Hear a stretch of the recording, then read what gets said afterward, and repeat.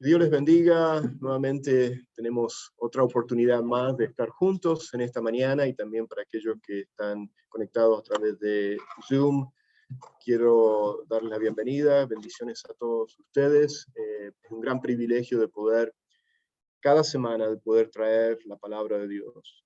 Realmente es un privilegio para nuestras vidas de poder escuchar la palabra del Señor, de escuchar la voz de Dios a través de su santa palabra, a través de la Biblia. Y también quiero saludar a aquellos que van a estar viendo esto a través de YouTube posteriormente, este estudio inductivo de Marcos, que hemos comenzado. Imagínense, hemos comenzado este estudio hace un año ya. Precisamente en este mes, creo que fue, en el mes de junio habíamos comenzado. Y un año nos llevó de poder estudiar 10 capítulos completos. Así que quedan 6 capítulos más. Así que ustedes hagan la cuenta, más o menos, que tenemos aproximadamente entre 5 y 6 meses para terminar, nada más. Así que quédense conmigo, por favor. Espero que, tanto como ha sido para mi vida, ha sido una gran bendición de poder ir capítulo por capítulo, versículo por versículo, porque ustedes saben que esa es mi manera, la manera que más me gusta a mí, ¿no es cierto?, de poder estudiar la palabra y de enseñar la palabra y de predicar la palabra, es ir a través de la Escritura y dejar que la Escritura misma nos hable en nuestras vidas. Y bueno, así que hemos estado ya un año y nos quedan. Fíjense que la última semana de Jesús, porque ahora en el capítulo 11 estamos entrando en la última semana antes de la pasión, nos va a tardar 5 meses para ir a través de esa última semana. Voy a tratar de hacerlo un poquito más rápido, pero es que así vamos por sección y vamos, si ustedes se han dado cuenta, prácticamente vamos como la Biblia como la Biblia lo va separando, ¿no es cierto?, cada uno de los capítulos. Pero bueno, hoy vamos a ir a Marcos capítulo 11, versículos 1 al 11. Hemos llegado ya a la última etapa del viaje de Jesús. ¿Se acuerdan que Jesús ya hacía unos 6 meses atrás, Jesús ya estaba terminando su ministerio en Galilea, donde Jesús había estado por año y medio ministrando, haciendo milagros, señales y prodigios, donde a través de las señales y prodigios que Marcos nos ha mostrado a través de estos 10 capítulos que ya vimos durante este año, como ustedes vieron, Marcos nos ha dado, es el evangelio más corto de los 4 evangelios, pero es el evangelio que más milagros tiene registrado en los 4 evangelios. Y Marcos lo hizo de esa manera, y la manera que escribió, inspirado por el Espíritu Santo de Dios, es para demostrarnos de que Jesucristo es verdaderamente el Rey venidero, de que Jesucristo es el ungido de Dios, de que Jesucristo es el Hijo de Dios y que Jesucristo es Dios encarnado. Entonces, es en esa demostración a través de todos los milagros, o sea, Jesús no hacía milagros por hacer milagros, sino que tenían un propósito de demostrar realmente quién Él era. Y a través de los milagros, las cuales las multitudes presenciaron y fueron testigos, entonces vemos que las multitudes continuaban siguiendo a Jesús, y cuando se enteraban que Jesús entraba en una ciudad, era cuanto más las multitudes se agolpaban e iban. Bueno, y eso habíamos visto que ya Jesús empezaba a descender desde Galilea, empezó a descender, hace una semana atrás vimos que estaba en Perea, ¿no es cierto?, cuando se encontraba ahí en Perea, y después cruzando a Perea se dirigió hacia Jericó, ya yendo hacia Jerusalén, subiendo hacia Jerusalén, y en Jericó vimos la semana pasada que qué ocurrió. Vimos ese último milagro que Marcos nos registra. No es el último milagro que Jesús iba a hacer o realizar en esa última semana de su ministerio, o de su ministerio público, o de su vida, sino que es el último milagro que Marcos menciona, que ese milagro fue del ciego, ¿quién? El ciego Bartimeo, perdón. Tengo que tomar porque tengo la lengua un poco seca. Bartimeo, ese fue el último milagro que vimos la semana pasada, el ciego, pero sabemos también, porque Lucas después nos menciona, que inmediatamente después del milagro del ciego, de sanar a ciego del Bartimeo, él después también se dirige y se encuentra con un señor, un hombre, un recaudador de impuestos, llamado ¿quién? Zaqueo. y ahí se encuentra con Zaqueo, nos dice Lucas, también estando justamente en Jericó, o saliendo de Jericó, ahí se encuentra con Zaqueo, porque Lucas no lo menciona en Lucas capítulo 19. Y después, bueno, Marcos no lo menciona eso, y después ahora entramos ya en Marcos 11, donde vamos a ver la entrada triunfal, como se le conoce, ¿no es cierto? Como nuestras Biblias lo menciona, cuando Jesús entra a Jerusalén. Ahora, esta no es la primera vez que Jesús va hacia Jerusalén, sino que en otras ocasiones, que Marcos no lo menciona, sabemos que Jesús ya había ido a Jerusalén anteriormente, sino que aparentemente parece ser que en Marcos 11 es como que si fuera la primera vez que vemos que Jesús estaría yendo hacia Jerusalén, pero no lo fue así. Y el tema de hoy lo vamos a mencionar, no lo voy a mencionar como si fuera la entrada triunfal, porque en realidad si nos ponemos a pensar, no fue una entrada triunfal, aunque sí sabemos que se menciona así. ¿Por qué? Porque en el tema que estoy usando hoy, que es basado en la enseñanza que yo estoy utilizando para preparar esta enseñanza de John MacArthur, él lo menciona como la falsa coronación del rey verdadero. Porque aparentemente parecía que la gente gritando Hosana, Hosana, estaban reconociendo de que él era el rey venidero, pero como vamos a ver, realmente no fue así.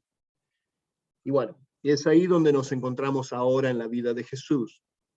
Esta es la última semana, como yo le decía, del ministerio de la vida y del ministerio público de Jesús, y ahora llegó a Jerusalén, o está llegando a Jerusalén. Primeramente va a llegar a la ciudad de Betania, que queda enfrente de Jerusalén, al otro lado del Monte de los Olivos, o ahí cerca del Monte de los Olivos, y para aquellos que vamos a ir a Israel, vamos a estar cerca de Betania, o vamos a estar ahí cerca de Betania, y bueno, está como a 300 metros de enfrente de la ciudad de Jerusalén, que es subiendo el Monte de los Olivos. Monte de los Olivos mira hacia Jerusalén, y bueno, y ahí es ahí donde Jesús, normalmente, él siempre iba a Betania, porque ¿quién se encontraba en Betania?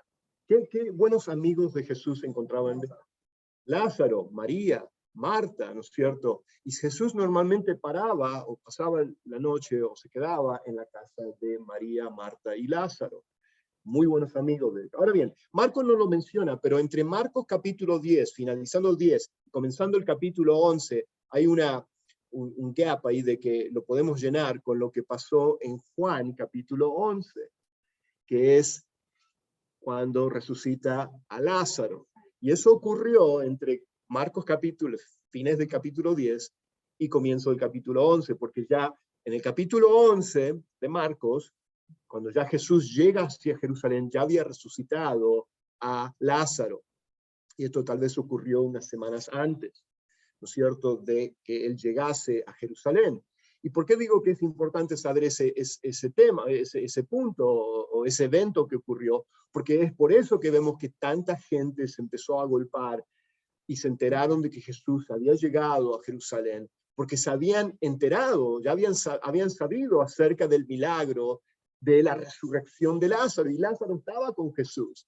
Porque si se acuerdan bien, después en el capítulo 12 de Juan, los fariseos, los principales, ¿no es cierto?, los religiosos de Jesús querían matar no solamente a Jesús, pero también querían matar a Lázaro. Estaban conspirando de matar a Lázaro porque era demasiada atención que la gente y las multitudes estaban poniendo. Así que bueno, eso es lo que está ocurriendo. Entonces, eso es lo que vamos a estar viendo en el día de hoy. Marcos 11, del 1 al 11, la falsa coronación del rey verdadero. No hay ninguna duda de que ya hemos demostrado a través de los 10 capítulos que vimos de Marcos, ¿no es cierto?, de que Jesús demostró ser el rey verdadero. Ese rey verdadero que comienza Marcos con el primer versículo del primer capítulo de Marcos diciendo que este es Jesucristo, ¿no es cierto?, el Cristo, el Mesías, el rey, ¿no es cierto? Y bueno, y vimos que él fue, digamos, coronado o anunciado como el rey en su bautismo, cuando se aparece y se escucha esa voz del cielo diciendo que este es mi hijo amado, ¿no es cierto? Y el reconocimiento del Padre de quién es Jesús. O sea que no hay ninguna duda, ¿no es cierto?, de esa voz audible que muchos escucharon también, ¿no es cierto? O sea que esto no ocurrió en un rinconcito ahí en la oscuridad y la gente no escuchó. No, no, estas cosas ocurrieron en las cuales no había ninguna duda. El problema que tenemos acá es que las multitudes, o sea, el hecho de poder presentar la verdad y comprobar, ¿no es cierto?, que esto es verdad, no en ninguna manera eso asegura, ¿no es cierto?, de que la gente va a poner su fe en Jesucristo, porque como ya vimos, las multitudes eran multitudes que eran muy curiosas, o sea que en realidad muchos de ellos nunca creyeron en Jesús, aunque vieron la multiplicación de los panes y los peces, aunque vieron los milagros, aunque vieron al ciego ver nuevamente, al cojo caminar nuevamente y a Lázaro resucitar después de 4 días de estar muerto. Bueno, le decían, literalmente no usaron la palabra, pero sí dijeron que lo que hacía era por el poder de Satanás. Sí. Y bueno, entonces porque tenían que justificar de alguna manera, o sea, sin darle crédito, como yo les enseñaba, descreditar, ¿no es cierto?, de que esto venía de Dios. Y bueno, lo interesante de eso, y lo irónico que ellos decían eso, de que él echaba fuera a los mismos demonios que decían que él hacía las cosas a través del poder de Satanás, cuando vimos que literalmente demostró ser Dios encarnado, de que él tenía poder sobre los mismos demonios y sobre Satanás mismo. Y lo demostró en la tentación, al principio, cuando vimos el comienzo de Marcos, ¿no es cierto?, de que él demostró tener poder sobre Satanás, de cual, aunque fue tentado como hombre, y sí fue tentado, y él experimentó la tentación como nosotros experimentamos la tentación, pero fue sin pecado y tuvo victoria sobre Satanás. Bueno, entonces, ahí nos encontramos. Quiero que ubicarlos donde nos encontramos. Y vamos a ver un poquito la cronología de los tiempos y de los días, porque acá estamos entrando en el día sábado, ¿no es cierto?, cuando él llega a Betania, aunque Marcos en el capítulo 11 comienza ya directamente, justo antes de la entrada triunfal, porque le manda a 2 discípulos a buscar el pollino, el asno, ¿no es cierto?, donde él iba a montarse y entrar a Jerusalén. ¿Ok? Y acá yo les voy a dar algo que tal vez va a ser un poco de un shock para todos ustedes y para aquellos que están escuchando después esta enseñanza, de que a diferencia de lo que tradicionalmente se cree, de que Domingo de Ramos fue un domingo, en realidad, no quiero decepcionarlos, pero en realidad fue un día lunes. Y se lo voy a mostrar por qué fue un día lunes. Y porque tradicionalmente se le conoce como el día de Domingo de Ramos, porque es la tradición. Ahora, no quita del evento, no quita de la realidad y de la verdad, pero la Biblia no dice que fue domingo, aunque por la tradición se le toma domingo, pero en realidad fue el día lunes. Y hay varias razones donde hay muchos eruditos, y yo estoy de acuerdo, diría, o yo también estoy de acuerdo con muchos de estos eruditos, tanto John MacArthur como William Lane y otros teólogos y eruditos de la palabra de Dios están de acuerdo de que la cronología es de que el lunes realmente fue el día donde Jesús entró a Jerusalén en vez de ser el domingo. Pero bueno, es por eso que yo le digo que es una tradición de que se le conoce como el Domingo de Ramos. Así que bueno, no se decepcionen, no quise de ninguna manera, pero esa es la realidad, porque si sería el Domingo de Ramos, no sé si han observado, el día miércoles quedaría vacío, porque no hay nada que mencionaría el día miércoles, y por eso que se cree que en este evento tan importante de la última semana de la vida de Jesús, donde esto es uno de esos eventos donde los 4 evangelios mencionan el mismo evento. La entrada triunfal está mencionada en los 4 evangelios, no en 2, no en 3, en los 4. Y como fue también otro evento también muy importante que los menciona los 4 evangelios, como fue la multiplicación de los panes y los peces. Pero bueno, entonces en este evento tan importante de la última semana de Jesús, dejar un día sin tener ningún tipo de conocimiento de qué ocurrió ese día no me entra a mí, o sea, no me cuadra. Entonces vamos a ver la cronología. Voy a ir a través de los días con ustedes. Muy bien. Vamos a seguir. Vamos a ir entonces a ver los primeros 7 versículos y después terminar leyendo el resto de los versículos que nos quedan. Perdón, ¿dónde estoy? Aquí estoy. Después vemos ya los versículos 8 al 11, terminando. Muy bien, vayamos a la palabra de Dios. Lo tengo en la pantalla, pero pueden seguir en sus Biblias también. Dice, cuando se acercaba a Jerusalén, junto a Betfagé y a Betania. Ahora bien, como yo les dije, ya Jesús había llegado a Betania y había llegado el día sábado, hace unos días antes. Acá tengo el mapa, lo voy a llevar ahí donde está Betania. ¿Se acuerdan que Jesús había ido de Jericó? A ver si ustedes ven esto. Estoy explorando hacer algo nuevo acá. Tengo mi... Ah, ahí está. ¿Ven eso? ¿Ven mi láser? ¡Ah! Funcionó. Muy, me emocionó cuando... ¿se acuerdan que Jesús venía descendiendo? ¿Se acuerdan que yo les decía? Estando en Perea, después pasa a Jericó. Ahí estuvimos la semana pasada, aquí en Jericó, ciudad donde, ¿no es cierto?, ahí sanó al ciego Bartimeo. Y también después ahí tuvo la conversión de Zaqueo, que lo menciona Lucas 19. Y después de Jericó, Jesús continuó subiendo hacia Jerusalén, pero antes de llegar a Jerusalén se encuentra estas 2 pequeñas aldeas, ciudades, Betania y Betfagé. Y es aquí donde nos encontramos, que está relativamente muy cerca, como unos 300 metros, Betania, mirando hacia Jerusalén. Acá está una imagen satélite o mirando de hacia arriba, ¿dónde está Betania? Esto que ustedes ven aquí es el Monte de los Olivos. Acá es el valle, no fue el nombre. Bueno, ya me voy a acordar. Y acá están los muros de Jerusalén, o acá está, perdón, dije mal, acá está el Monte de los Olivos, acá está Betania, acá está lo que es, dije mal, el Monte de los Olivos está aquí, y aquí está lo que son los muros de Jerusalén, y acá está el valle de Israel. Bueno, ya me voy a acordar. Yes.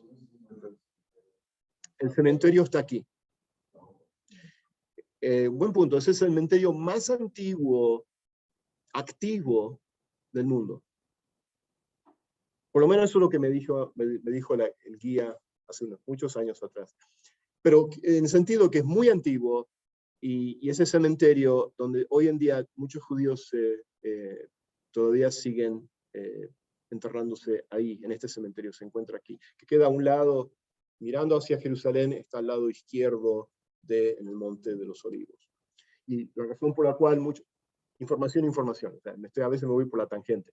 La razón por la cual muchos de los judíos se entierran ahí es porque ahí está la profecía de que cuando el Mesías venga, iba a descender sobre el Monte de los Olivos. Claro, nosotros también creemos eso en la segunda venida de Jesús. Cuando Él venga por segunda vez, dice que Él va a descender ahí en el Monte de los Olivos. Entonces, los judíos, todavía pensando, el judío ortodoxo, el judío que todavía tiene la esperanza de la venida del Mesías, lo cual ellos rechazaron en la primera venida de Jesús, ellos, para ser primeros en la resurrección, se entierran ahí, están enterrados ahí. Pero bueno, ese es un punto interesante. Eso es lo que nos contaba el guía cuando tuve la oportunidad de estar ahí. Bueno, entonces aquí es donde nos encontramos. ¿Okay? Ahora no puedo, ahí está, saco la lapicera. Ups. A ver, saco ahí y ahora regreso. Ok, bueno, entonces regresamos al pasaje de la Biblia, seguimos leyendo. Entonces, ahí está, ¿no es cierto? Betfagé y Betania, frente al Monte de los Olivos, como le mostré yo en la foto. Jesús envió 2 de sus discípulos y le dijo, id a la aldea que está enfrente de vosotros, y luego que entréis en ella, hallaréis un pollino atado, en el cual ningún hombre ha montado. Desatadlo y traedlo. Y si alguien os dijere, ¿por qué hacéis esto? Decid que el Señor lo necesita y que luego lo devolverá. O sea, Jesús no estaba robando el pollino. ¿Okay? Fueron y hallaron el pollino atado afuera a la puerta en el recodo del camino, y lo desataron. Y uno de los que estaba allí les dijeron, ¿qué hacéis desatando el pollino? Ellos entonces le dijeron, como Jesús había mandado, y los dejaron. Y trajeron el pollino a Jesús y echaron sobre él sus mantos y se sentó sobre él. O sea que ahora nos encontramos justo antes de Jesús ya estado montado y entrar dentro de Jerusalén, donde se iba a encontrar con las grandes multitudes, esperándolo y gritando, ¿no es cierto?, Hosana, Hosana, celebrando, ¿no es cierto?, la entrada del rey. Ahora, interesante todo esto, porque podemos ver claramente que acá Jesús es omnisciente. O sea, acá vemos la divinidad de Jesús, de que acá Él planea todo esto, ¿no es cierto? Y le dice a sus discípulos exactamente lo que va a ocurrir. Y que alguien se va a acercar y le va a preguntar, ¿qué estás haciendo?, ¿no es cierto? Y que Jesús le dice, contesta que el Señor te lo está pidiendo y que lo va a devolver. Pero es interesante, lo que más me observando, o sea, acuérdense que cuando leemos la Biblia, observemos, ¿y qué tienen que hacer? Siempre preguntas, ¿no es cierto? Siempre hagan preguntas. Digo, qué interesante que los dos discípulos fueron obedientes, ¿no es cierto? Y dijeron exactamente lo que Jesús había dicho. Y que esta persona, que no sabemos quién fue, o sea, se ve que tal vez era el dueño del pollino, tal vez sea, que haya aceptado, ¿no es cierto? Y decir, claro que sí. Y lo que podemos suponer acá es de que esta persona era un creyente. O sea, que esta persona era alguien que conocía a Jesús y que sabía de Jesús y que había aceptado a Jesús como el Señor, porque acá utiliza que el Señor lo está pidiendo. Entonces, vemos claramente de que es curioso, ¿no es cierto?, de ver en este relato de que parece como extraño también la conversación, pero podemos penetrar un poco más y profundizar más y darnos cuenta de que algo está ocurriendo acá, ¿no es cierto?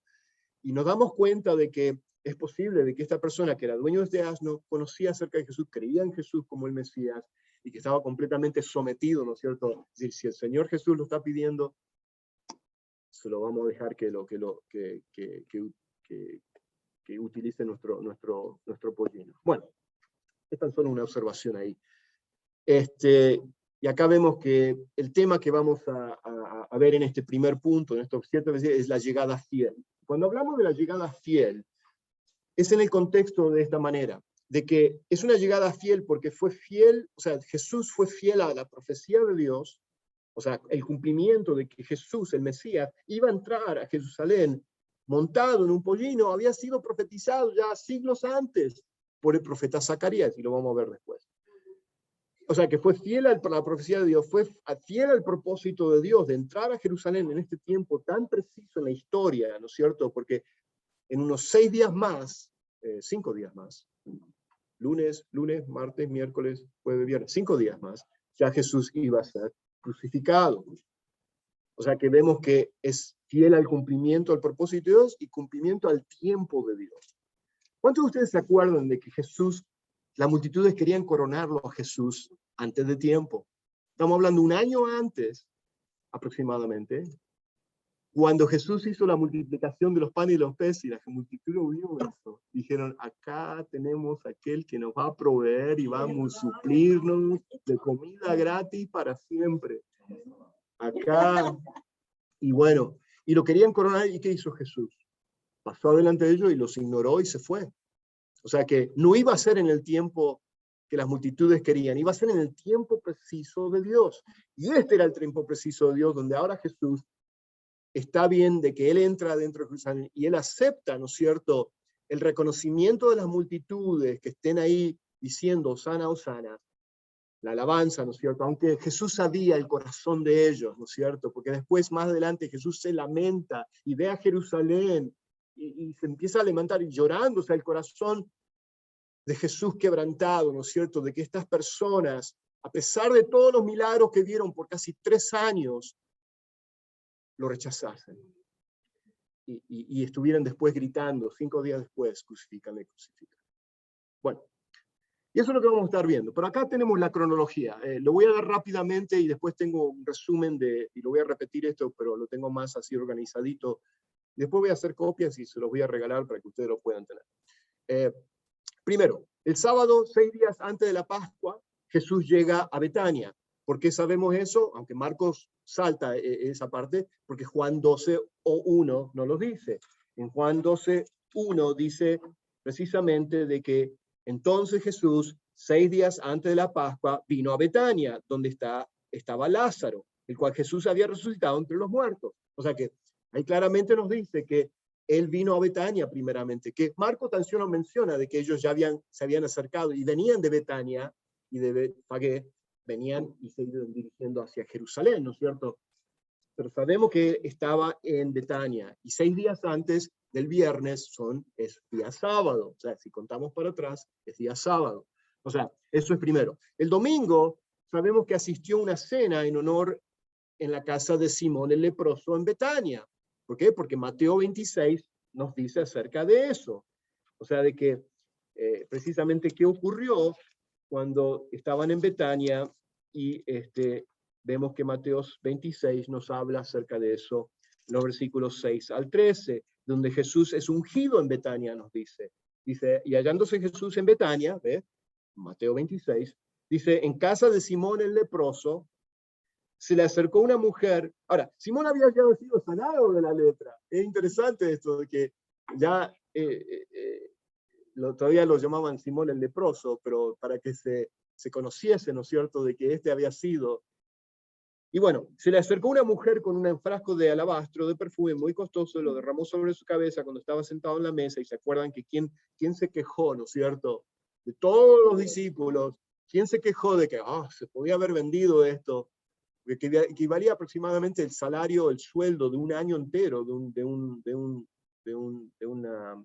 sueldo normal, ¿no es cierto? Imagínense lo costoso que era ese perfume. El perfume es de una flor que se tiene que subir a las montañas, o sea que por eso era tan costoso ese perfume de alabastro, y era un tipo de flor que solamente se podía conseguir en la cima de las montañas, entonces era muy difícil de conseguir, entonces por eso era tan costoso, y bueno, y esta mujer decide derramarlo, ¿no es cierto?, sobre Jesús. Y bueno, sabemos que fue Judas quien se quejó. Bueno, y eso es lo que está ocurriendo el día domingo.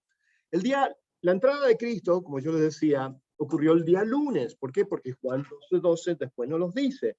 Porque si el día sábado fue, ¿no es cierto?, después del día 12:12, nos dice que al día siguiente, o sea, después de que estaban en Betania, después de estar en la casa de Simón, entonces vemos que fue el día, 2 días después, el día lunes, estaba entonces Jesús entrando, o estaba en la entrada triunfal, o entrando a Jerusalén. Eso, estamos a 5 días de la cruz, 7 días de la resurrección ahora. Entonces vemos que eso es lo que ocurrió el día lunes, y no fue el domingo, como tradicionalmente lo conocemos como el Domingo de Ramos. Seguimos celebrando el Domingo de Ramos. ¿Por qué? Porque ustedes dirán, ¿por qué entonces fue considerado el día Domingo de Ramos? Porque el día domingo es el día en el cual la iglesia se reúne. Entonces, en una manera de celebrar el día Domingo de Ramos, y en la celebración que se hace, ¿no es cierto?, de Jesús. ¿Y por qué el domingo nos reunimos? Porque cuando Jesús resucitó fue un domingo. Entonces, por eso que la iglesia tradicionalmente se reunió los días domingos para celebrar la resurrección de Jesucristo. Ahora, podemos juntarnos cualquier día de la semana, porque todos los días de la semana le pertenecen al Señor, y debemos de alabarle y exaltarle todos los días de la semana. Pero el día domingo, tradicionalmente, nosotros como iglesia, ya veniendo de más de 2000 años atrás, venimos juntándonos, o 2000 años atrás, ya el día domingo por tradición, porque celebramos el día de resurrección. Y la iglesia después, posteriormente, continuó esa celebración del día de Domingo de Ramos para celebrar la entrada de Jesús, y ya comenzar, ¿no es cierto?, la celebración, o preparándonos para la semana de Pascua. Pero bueno, pero realmente fue un día lunes. Cuando entró a Jerusalén ese día, Jesús llegó para cumplir O sea, interesante esto. ¿Por qué digo que es lunes?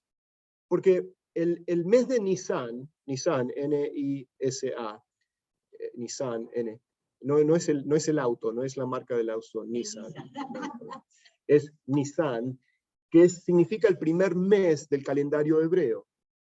Es el primer mes del calendario que se empezó a celebrar, o se empezó a tener como el primer mes, por la salida de Israel de Egipto. Okay, cuando Israel sale de Egipto, ¿se acuerdan?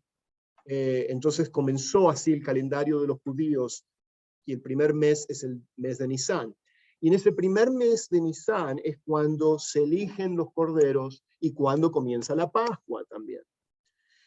Y el día que se eligen los corderos para prepararlos para el día viernes, para el día de Pascua, es el día lunes o el día 10 de Nisán. Y el día 10 de Nisán, y acá viene el cálculo de muchos de los eruditos, de que el día 10 de Nisán cayó un día lunes. Por eso que ahí viene de que es lunes. Y es interesante esto, que Jesús entra a Jerusalén el día lunes, o el día en el cual, vamos a usar de esta manera de decirlo, el día en el cual se estaba eligiendo, el pueblo de Israel estaban eligiendo los miles y miles y miles de corderos que iban a ser inmolados el día viernes para el día de la Pascua. Fíjense lo importante entender esto, de que Jesús está entrando a Jerusalén el mismo día que el pueblo está escogiendo los corderos que iban a ser inmolados, iban a ser sacrificados. Y acá venía entrando el Cordero de Dios que iba a quitar el pecado del mundo. El Cordero perfecto. Lo que los restos de esos corderos, que eran solo una sombra de lo que Jesús iba a hacer un día, que por siglos y siglos y siglos, miles de años, estaban haciendo los judíos, era para apuntar a este día, precisamente. Y bueno, eso es lo que está ocurriendo. A mí me emociona ver la conexión de cada cosa, de que por qué Jesús precisamente entra en ese día, es porque ese día era el día que se estaban escogiendo los corderos. ¡Wow! O sea, que no hay casualidad, o sea, no es tan preciso, ¿no es cierto? La palabra de Dios tiene todo un propósito, tiene su tiempo.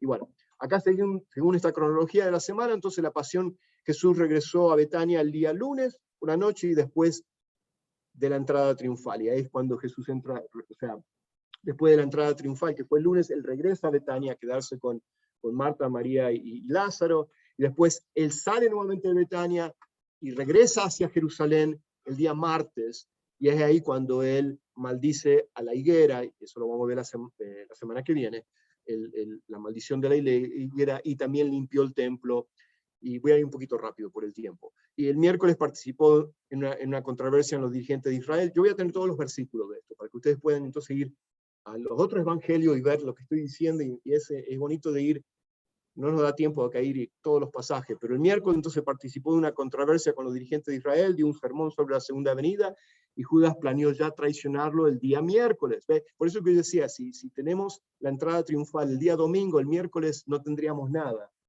porque todo se movería entre el martes y el jueves, porque sabemos que el jueves fue la última cena.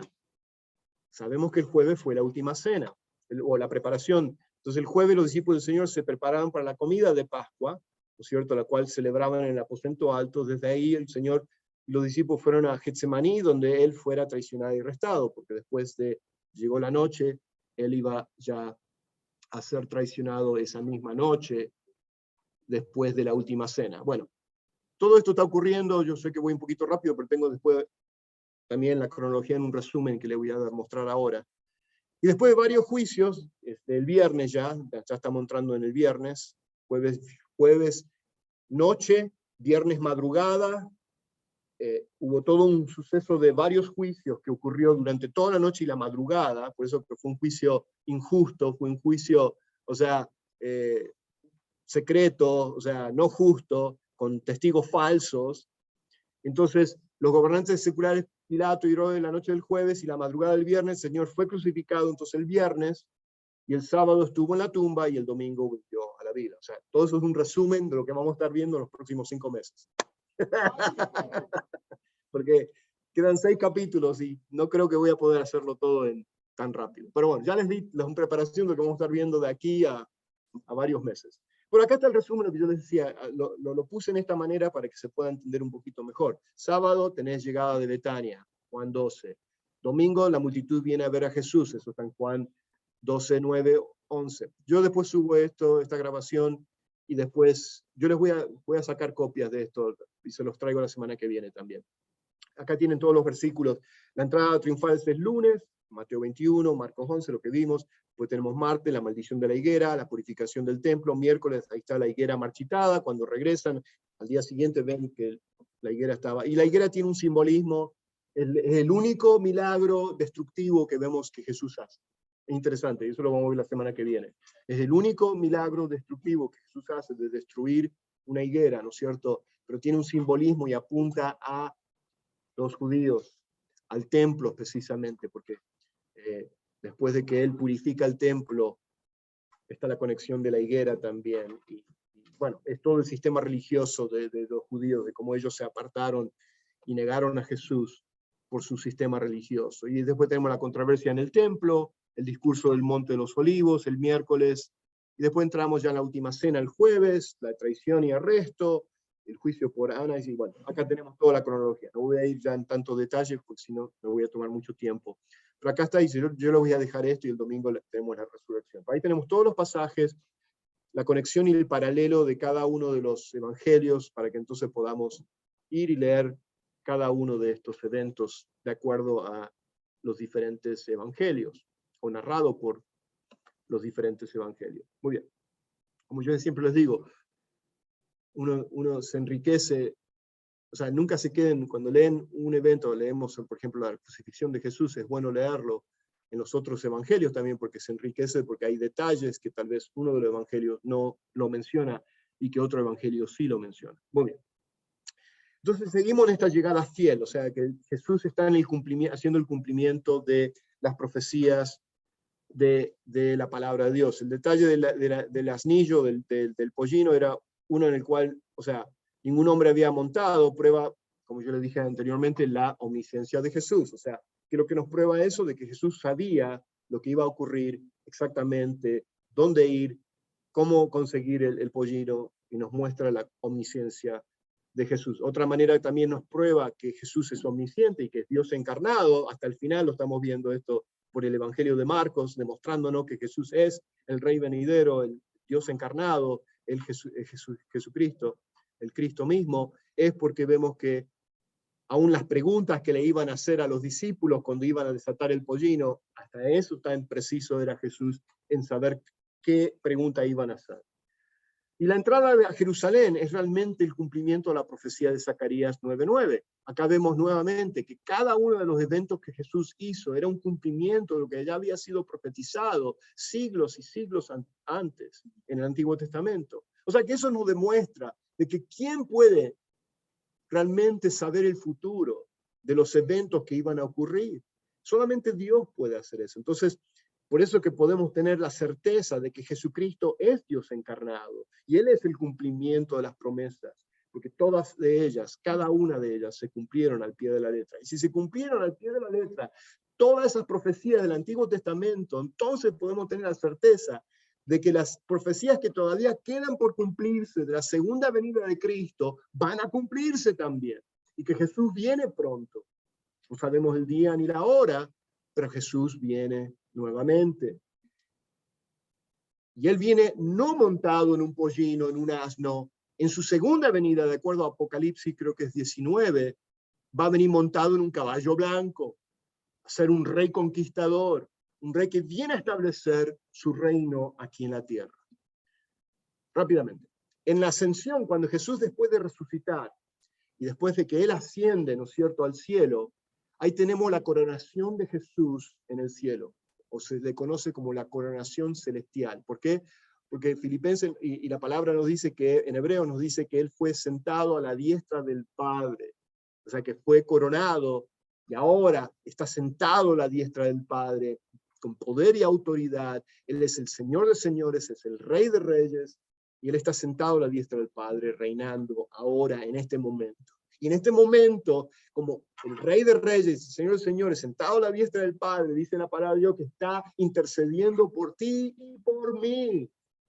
Y eso nos da mucho ánimo de saber que el Rey de reyes y el Señor de señores está orando por su iglesia, de que seamos fieles, de que sigamos adelante, de que a pesar de las caídas, a pesar de las pruebas, de que Él está, de que Él nunca nos iba a dejar y que nunca nos iba a desamparar, de que no iba a dejar otro consolador, al Espíritu Santo mismo, para estar con nosotros y hacer una realidad la presencia misma de Jesús en nuestras vidas. Bueno, estoy yendo un poco, pero bueno, ahora regresemos.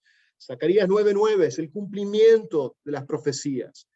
Yo decía, la coronación celestial en la ascensión, pero va a venir un día la coronación terrenal, y eso va a ser en su segunda venida. Todavía eso falta cumplirse. Cuando Él regrese, como dice Apocalipsis 19, y a Apocalipsis 20, que menciona la segunda venida de Jesús, montado juntamente con los ejércitos celestiales, juntamente con su iglesia, regresando, ¿no es cierto?, conquistando y destruyendo a los enemigos. Bueno, Zacarías 9:9. Acá está en la pantalla, está más abajo, dice. ¿Cuál es la profecía que Jesús estaba cumpliendo entrando a Jerusalén? ¿Qué dice ahí? Zacarías 9:9, Sión, da voces de júbilo, hija de Jerusalén. He aquí, tu rey vendrá a ti, justo y salvador, humilde y cabalgando sobre un asno, sobre un pollino, hijo de asna. ¡Wow! O sea, pensar de que este cumplimiento, o sea, tan preciso de esta profecía que tiene cientos y cientos de años atrás, que fue dada por Dios a través del profeta Zacarías, se venía cumpliendo justamente en este día, en el día 10 del mes de Nisan, en el día en el cual los judíos estaban escogiendo sus corderos, entraba el cordero de Dios que iba a quitar el pecado del mundo. Entonces, algo más que los judíos, los religiosos, tendrían que haber visto, se tendrían que haber dado cuenta, pero rehusaron no creer, rechazaron a Jesús. Sí, buen punto. O sea, vemos que David, Salomón montó, y normalmente era cuando un rey montaba un pollino, era cuando entraba así, en una manera triunfante, pero también de paz. O sea, triunfante y de paz, celebrando el triunfo, ¿no es cierto? Y trayendo paz, ¿no es cierto? O sea, demostrando, trayendo la salvación, ¿no es cierto? Lo que hacía un rey en ese tiempo. Porque cuando entraban montado en un caballo blanco era conquistando, o sea, conquistando, ¿no es cierto? Derrotando a los enemigos. Pero acá, en este caso, y venía así, el príncipe de paz venía a salvarnos en su primera venida, en su entrada triunfal. En esta falsa coronación que la gente está celebrando, pero realmente no lo está aceptando como el verdadero rey. Porque ellos pensaban, acuérdense que yo siempre que les dije, ¿cuál es la mentalidad del judío? Aún los discípulos pensaban eso, de que venía un Mesías que iba a conquistar, que iba a echar a patada a los romanos, que iba a restaurar a Israel nuevamente con la gloria que tenían ellos antes, cuando estaba el rey David. Ellos pensaban de que acá viene Jesús entrando en un pollino para echar fuera a Roma. Y cuando ellos se dieron cuenta que Jesús no venía a echar fuera a los romanos, no vino, ni vino, o sea, fíjense lo irónico de esto, no condenó a los romanos, en el sentido de que vino a condenar a los fariseos dentro del templo, cuando echó fuera a los mercaderes, a los comerciantes, a todos esos que estaban realmente no honrando, ¿no es cierto?, al Señor dentro del templo. Y bueno, perdón, lucrando, yes, por fines de lucro, o sea, haciendo dinero, el dinero que hacían en esa época. Se calculaba que en Jerusalén venían 2 millones, se llenaba de 2 millones de personas durante esta semana de la Pascua. 2 millones, y ustedes sí saben, Jerusalén es una pequeña ciudad, especialmente la de Jerusalén antigua, ¿no es cierto? Cuando vayamos allá van a darse cuenta y vean la parte de Jerusalén antigua, ciudades, calles muy estrechas y imagínense el tumulto, la cantidad de gente que había ahí metida, el 2 millones que se venía. Y este era un tiempo en el cual vendían los corderos y vendían los animales para el sacrificio de la Pascua, lo vendían mucho más caro, porque ellos decían, tú no puedes traer tu animal, porque tiene que estar inspectado. Inspeccionado, gracias. Inspecting, estoy hablando medio inglés, español. Sí, por ellos mismos, o sea, ellos tenían que, claro, entonces estaba todo estaba manejado. Muy bien, seguimos leyendo, ya terminamos. síganme, síganme. Entonces vemos la aprobación sin fe. ¿Por qué se menciona este punto, aprobación sin fe? Porque la multitud realmente no estaban aprobándolo a Jesús con fe, creyendo que Él era el Salvador, el Mesías, sino que pensaban que iba a ser este conquistador y que iba a suplir sus necesidades. Ellos no venían a arrepentirse y decir, Señor, perdona nuestros pecados. Osana, Osana, Señor, perdona nuestros pecados, somos pecadores, ten misericordia de nosotros, ¿no es cierto? No, ellos decían, Osana, Osana, bendito. Claro, decían las palabras correctas, pero ellos lo que ellos estaban realmente diciendo acá, estaban diciendo, sálvanos ahora, Señor. Sálvanos ahora. ¿Pero sálvanos de quién? ¿De qué? De los romanos. No sálvame de mis pecados. O sea que vemos que ni siquiera había un reconocimiento de que ellos eran pecadores. Bueno, ustedes me entienden. Ok, 8 al 10, terminando ya. También muchos tendían sus mantos por el camino y otros cortaban ramas de los árboles y los tendían por el camino. Y los que iban delante y los que venían detrás daban voces diciendo, Hosana, bendito el que viene en el nombre del Señor, bendito el reino de nuestro padre David, que viene, Hosana a las alturas. Y bueno, esta celebración, esta alabanza, ¿no es cierto?, era falsa, no era realmente de un corazón sincero. Era una manera superficial, como muchos hoy en día, ¿no es cierto? Muchos hoy en día hablan de Jesús, vienen a la iglesia, sabemos que ninguno de nosotros somos así, pero es la realidad de la vida, ¿no es cierto? Vemos que hoy en día mucha gente tiene un cristianismo superficial, una fe superficial. Y cuando digo cristianismo superficial es que muchas veces tienen que tener cuidado de realmente probarse a sí mismos si realmente están en la fe, ¿no es cierto?, de que realmente nunca hicieron una verdadera profesión de fe, de recibir a Cristo como Señor y Salvador de sus vidas, sino que tan solo repitieron, o es una religión más, o para sentirse ellos mejor y sentirse de que, ok, me siento seguro, o sea, pero sigo viviendo mi vida como a mí se me antoja y realmente no me someto a Cristo. Y no estoy hablando de perfección, porque ninguno de nosotros podemos servir a Cristo perfectamente, ni ninguno lo hacemos, pero sabemos que nuestro deseo, nuestro corazón, nuestra dirección en nuestras vidas está dirigida a servirle, a querer vivir para Él, ¿no es cierto? Aunque muchas veces caemos y muchas veces le fallamos y no somos fieles a Él. Pero bueno, no es la hipocresía, ¿no es cierto?, como vemos en estas multitudes que fueron después, los 5 días después, flipped, ¿no es cierto?, se dieron completamente un giro de 180 grados y estaban gritando, crucifícale, ¿cómo es eso? Le estaban adorando, bendito el que viene, el reino, que viene en el nombre del Señor, ¿cómo podés después estar gritando, crucifícale? Pero no pasa igual, hoy en día hay mucha gente que quiere seguir a Cristo y después dicen, ¿qué me importa acerca de Jesús? O no es para mí, y a veces o no funcionó, y acusan y culpan a Dios, justificando su propia rebeldía, ¿no es cierto? Ok, entonces vemos que de una manera superficial y momentánea, la multitud estaban reconociendo a Jesús como el rey mesiánico, pero no se lo crean, ¿ok? No crean las multitudes. Las multitudes nunca aseguran de que realmente eran salvas, como yo siempre te decía. El hecho de que mucha gente seguía a Jesús no quiere decir que... Entonces vemos que el entusiasmo de las multitudes provino por gran parte de, o sea, ¿por qué venía esta multitud? Estaban tan entusiasmadas, porque acuérdense, se habían enterado de quién había resucitado unos días antes, o unas semanas antes. ¿Pero quién? O sea, los fariseos, pero las multitudes también se enteraron de que Lázaro había resucitado, y que Lázaro también estaba entrando y estaba ahí. O sea, imagínense que las multitudes estaban curiosas, decían, queremos ver a Lázaro, queremos... Y los fariseos decían, esta cosa se está poniendo muy... hay que matarlo a Lázaro también. Imagínense lo irónico, que el tipo estaba muerto por 4 días y ya no lo querían a volver a matar. O sea, Ustedes me entienden.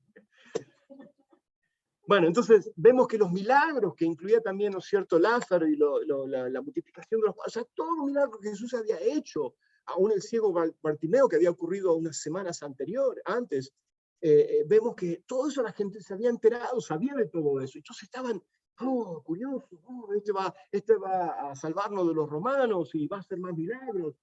¿Qué vino a hacer al día siguiente? Entró al templo, o sea, y vino a echar fuera a los cambistas. O sea, condenó la hipocresía, ¿no es cierto?, de una falsa adoración. Entonces, ahí viene de cómo nosotros debemos siempre mirar nuestras vidas y nuestras motivaciones y ver de que realmente, o sea, la sinceridad, y aún diciéndole al Señor, Señor, perdóname por el hecho de que muchas veces no te soy sincero, ¿no es cierto?, en acercarme a ti, ¿no es cierto?, en buscarte a ti, y entramos en nuestra propia religiosidad, ¿no es cierto? Pero no es una hipocresía por el hecho de que no hemos aceptado a Cristo, pero muchas veces sí andamos en hipocresía en nuestras actitudes, en el cual siempre debemos venir y confesar nuestros pecados. Pero en este caso la hipocresía venía de que ellos pensaban que estaban bien delante de Dios y realmente no lo habían reconocido a Él como el Salvador, sino más bien como un conquistador. Entonces vemos que de eso viene este entusiasmo y esta falsa coronación que yo les decía que está ocurriendo acá. Aunque Él es el Rey verdadero, aunque Él es el Rey de Reyes y Señor de Señores, Él lo demostró, Él lo es, pero vemos que las multitudes después lo rechazan. Y bueno, tenía que ocurrir, ¿no es cierto? Porque este es el propósito, este era el tiempo indicado. Antes Jesús no había aceptado la adoración, se había ido, ¿se acuerdan? Un año atrás se había ocurrido algo de que las multitudes lo querían ya coronar, pero en este momento era el tiempo indicado, esto tenía que ocurrir. Y las multitudes, el entusiasmo es lo que aceleró que los fariseos maquinasen ya la muerte de Jesús. ¿Okay? Bueno. Y eso es lo que estaban pidiendo. Esto, Hosana, Hosana a la altura, es que ellos querían, sálvanos ahora. El pueblo no estaba suplicando la salvación, acá es lo que yo les decía, del pecado, sino que ¿qué? Pedían bendición, prosperidad, liberación del dominio y la opresión de los romanos. Eso es lo que ellos querían. Ellos querían, prospéranos, bendícenos, queremos bendición, queremos más comida, queremos que nos alimentes, queremos que hagas más milagros. Pero realmente seguirte a ti, Jesús.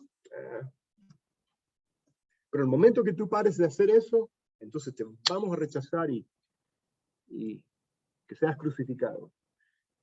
Muchos hoy en día buscan a Dios por lo que ellos pueden conseguir de Dios. O sea, miran las manos de Dios y no el rostro de Dios. O sea, están buscando a ver qué es lo que Dios puede darle. Tenemos el famoso y blasfemo también, falsa doctrina de la enseñanza de la prosperidad, que hoy en día muchos predicadores y falsos maestros están enseñando por la televisión, por la radio, que si tú clamas hoy y lo puedes obtener, y ahí lo vas a obtener, ¿no es cierto? Clama, pídele a Dios que te haga millonario. Mentiras, o sea, ese no es el propósito, ¿cierto? Pero bueno, y cuando Jesús no cumplió tales promesas, las cuales se cumplieron, que se van a cumplir en su segunda venida, entonces el pueblo lo rechazó, lo condenó a Jesús. Por eso que es una aprobación sin fe, así superficial. Bueno, ya terminando. Acá vemos la fatídica evaluación. ¿Y qué manera evaluó todo esto Jesús? Y acá lo vemos, cuando entró Jesús en Jerusalén, acá vemos cuando él entra, ¿cierto?, en su entrada triunfal, y en el templo, habiendo mirado alrededor de todas las cosas, como ya anochecía, se fue a Betania. O sea, él observó lo que estaba ocurriendo, pues después el día siguiente iba a entrar a limpiarlo. Este es el lunes, el día martes, ¿no es cierto? Y de ahí viene la maldición de la higuera, ¿no es cierto?, que está conectado a esta superficialidad que mucha gente hoy en día tiene. O sea, terminando, al igual que los caprichos de la multitud, los pecadores se vuelven contra Jesús cuando Él no les satisface sus caprichos egoístas. Hay mucha gente que viene a la iglesia por caprichos, por necesidades que tengan, y después cuando Dios tal vez suple y o por su misericordia, salen de su situación, de su problema, se olvidan de Dios y se van y ya no regresan más. Falsas coronaciones como las descritas en este pasaje se llevan a cabo todos los días. Falsos maestros sin escrúpulos prometen a sus engañados seguidores, ahí están las notas, que Jesús les hará ricos, los curará, los cumplirá todos sus sueños y les concederá todo lo que desean. Y vemos que no es así.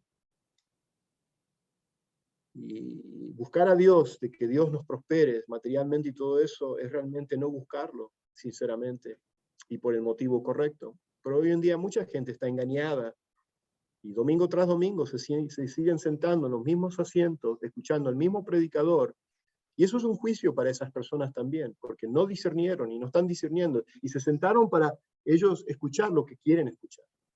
Hay mucha gente que quiere escuchar esas cosas. o quiere escuchar ese tipo de evangelio, no quiere escuchar un evangelio en el cual Dios demanda, si tú quieres ser un seguidor de Cristo, entonces tienes que negarte a ti mismo, tomar tu cruz y seguirme a mí. ¿Quién quiere ese evangelio, no es cierto? De un sacrificio, de negarme a mí mismo, de no seguir, ¿no es cierto?, mis propios deseos, mis propias pasiones y mis deseos. Así que el redimido reconoce a Jesús como su rey, el verdadero seguidor de Cristo reconoce a Jesús como su rey, su soberano, digno de ser seguido, de obedecerle, de someterme a él, de adorarle, ¿no es cierto? Esa es la verdadera coronación de Jesús en mi corazón, y no de buscarlo por lo que él puede hacer por mí, sino por lo que él ha hecho por mí, y por lo que él ha hecho por ti, de salvarnos. Sí, hermano.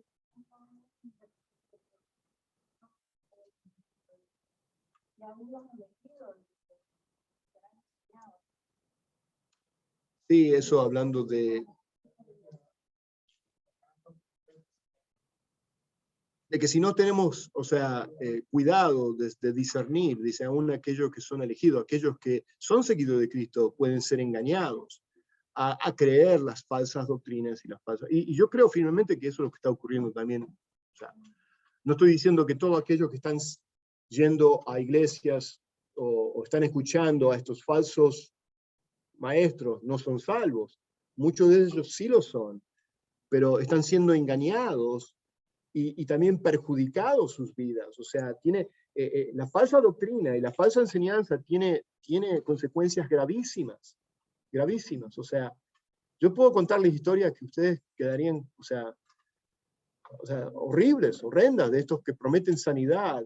Y bueno, no hay tiempo ahora para contar esa historia, pero con consecuencias muy, muy, muy profundas de dañar, ¿no es cierto?, las personas, hasta aún la muerte misma, o sea, por escuchar falsas enseñanzas y falsas doctrinas. Bueno, ya hemos culminado entonces con Marcos 11. La semana que viene, del 1 al 10, del 1 al 11, vamos a continuar con lo que es la maldición de la higuera, viendo lo que es Marcos 12 al 21.